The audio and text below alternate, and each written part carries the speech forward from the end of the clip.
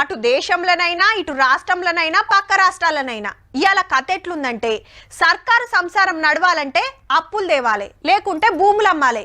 వికసిత్ భారత్ అని ఒకలు, బంగారు తెలంగాణ అని ఒకలు, తెలంగాణ రైజింగ్ అని ఒకలు, స్వర్ణ ఆంధ్రప్రదేశ్ అని ఇంకోలు.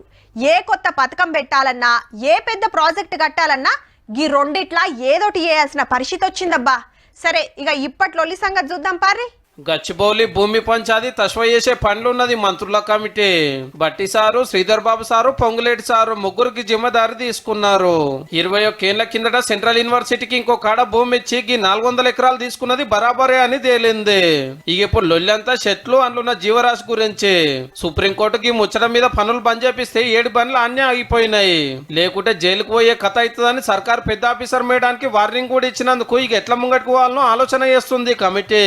సెంట్రల్ యూనివర్సిటీ విద్యార్థులు, మేధావులు, ప్రకృతి ప్రేమికులతోటి చర్చలు చేస్తారట. చెల్లు ఓడ్చకుండా పెద్ద పెద్ద బండలు ఖరాబు కాకుండా డెవలప్ చేస్తామనేది సర్కారు వారి మాట.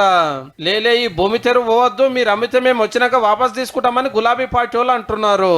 ప్రభుత్వం భూమి ఉన్నప్పటికీ కూడా అదొక ఇన్స్టిట్యూషన్ కి పక్కనే ఉంది, పెరుగుతున్న పట్టణానికి ఒక లంగ్ స్పేస్ గా ఉంటుంది. అయితే జేసీబీలకు నెమల్లో జింకలు వచ్చినట్టు ఫోటోలు మార్పింగ్ చేసిరని కొందరి మీద కేసు అయితే దీని మీద కారుకు కాంగ్రెస్ కు లడాయి నడుస్తుంది. ఏమనంటే వీడియోని మార్పు చేసినాను. అసలు ఆ నెమళ్ళ ఆవేదన, నెమళ్ళ ఆర్తనాదాలు, అరుపులు అవన్నీ కూడా ఒరిజినల్. ఈ అమ్మాయి వ్యాపారం పాడుగా మొత్తం ఆర్టిఫిషియల్ ఈ డ్రామా తట్టుకోలేకపోతున్నాం. రోజు రాత్రి మాకు కూడా పెట్టుకుంటే ఈడ ఢిల్లీలో వండుకుంటే కూడా ఐఏఎస్ అప్పుల్లో వస్తున్నాయి వాళ్ళు వేసిన దెబ్బకు. అంటే వాళ్ళు అంత మార్కెటింగ్ చేసారు. భారతదేశ వ్యాప్తంగా ఎవరింట్లో వండుకున్నా ఈ రోజు పీకాక్స్ అప్పుడే వస్తుందంట.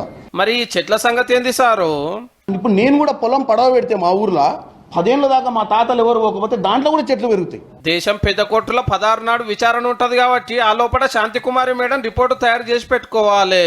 ఆఖరికి ఏమైతుందో గానీ 10 రోజుల మందం అయితే జేసీబీలకు బ్రేక్ పడ్డట్టే.